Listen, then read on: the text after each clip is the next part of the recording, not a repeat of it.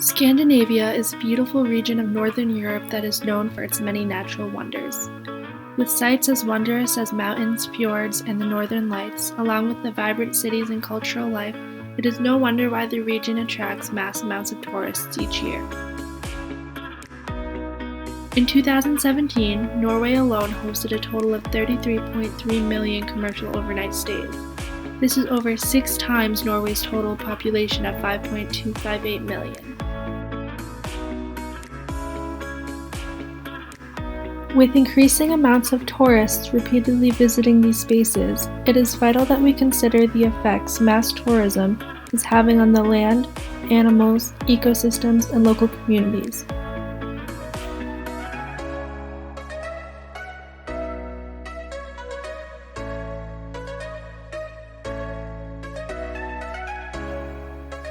In 2016, transportation made up 28% of the world's total greenhouse gas emissions.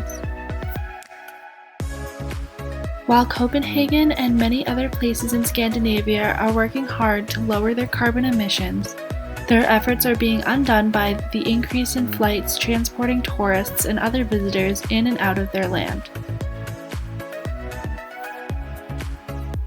With 4.1 billion passengers worldwide, flights produced 859 million tons of carbon dioxide in 2017.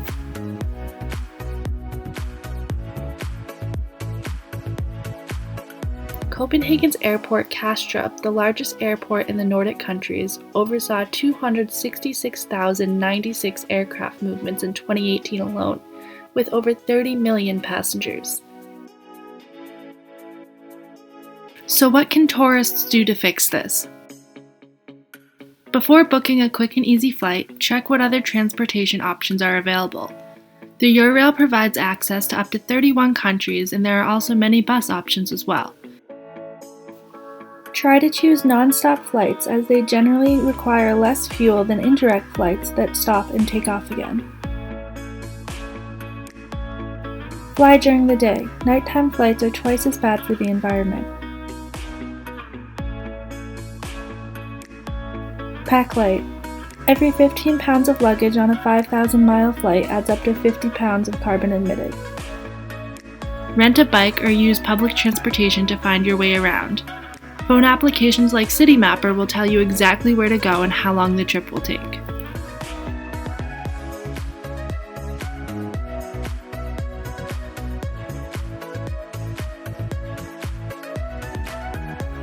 If you do have to use a car, try to carpool and use energy-efficient cars as much as possible.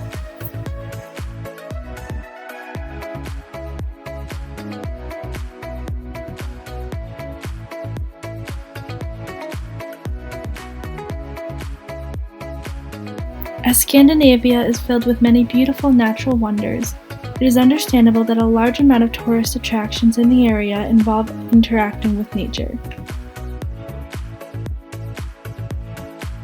Unfortunately, many popular activities have proven to be harmful to surrounding plants and animals. For example, snowmobiling has become a popular winter tourist activity throughout the region. However, snowmobiles have been shown to impact wildlife, aquatic ecosystems, soil and vegetation, and air and water quality. The noise and activity causes stress, elevated energy expenditures, and changes in habitat for many animals.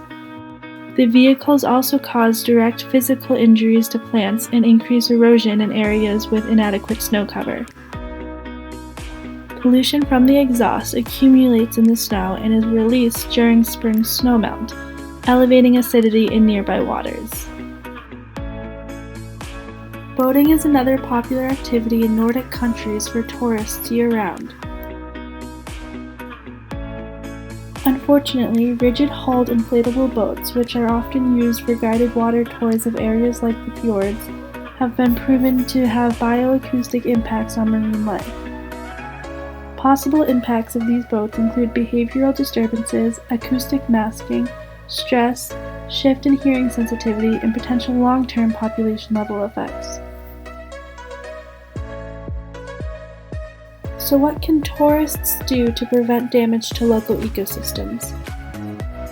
Avoid recreational activities that involve motorized vehicles. Instead, substitute with careful skiing, snowshoeing, kayaking, or canoeing. When hiking, stick to already made paths to avoid future damage to vegetation.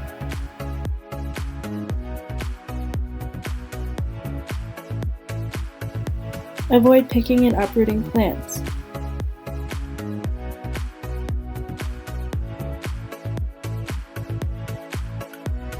Learn about the native species to the area and think about how your actions might be affecting them.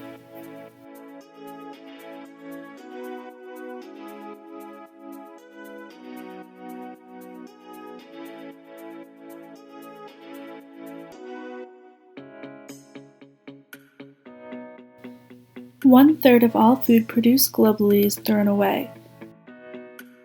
With 31.7 million tons of food waste each year, landfills are the second largest single human source of methane emissions. In Norway alone, a minimum of 355,999 tons of edible food is discarded each year. One-third of this waste comes from the service industry. With more tourists visiting the region than actual residents, the majority of food waste in Scandinavia falls on its visitors. For this reason, many Norwegian and Danish hotels and restaurants are taking action and plan to reduce food waste by 20% by the year 2020. So what can tourists do to help these efforts? Avoid eating at hotel buffets. Half of the food hotels serve at buffets get thrown away. Ask to order smaller portions at restaurants if you are not that hungry. Bring leftover food home in a goodie bag and eat it later.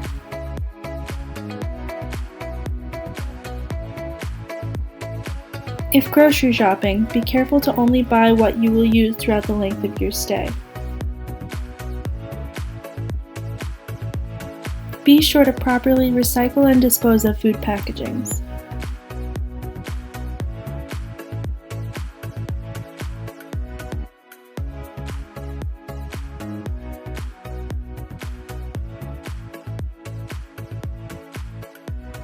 Despite the fact that the International Whaling Commission placed a global moratorium on commercial whaling in 1986 to provide proper conservation of the species, Norway has chosen to ignore the ban and continue hunting whales. In 2017, Norway killed 432 minke whales and raised its quota for the following year to 1,278.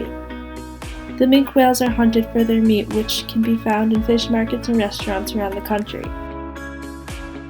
However, a recent study shows that fewer than 5% of Norwegians regularly consume whale meat. This lack of demand is bringing little money into the whaling industry, as it is not able to sell all the meat it produces. Around 60 tons of minke whale were donated to the poor by the country's largest whale meat processor, and about 75 minke whales were fed to minks and foxes on Norwegian fur farms in 2014 alone. As whaling programs are heavily subsidized by the Norwegian government, the government is now working to encourage people to eat more whale meat by marketing it as a trendy meal. So what can tourists do to help stop unnecessary whaling? Don't eat whale or eat at restaurants that serve it.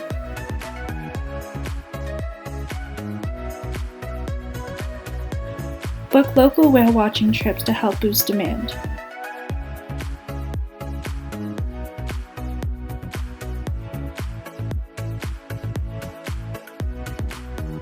As there is no doubt that Scandinavia is home to a vast amount of breathtaking natural landscapes, tourists' desires to visit is understandable.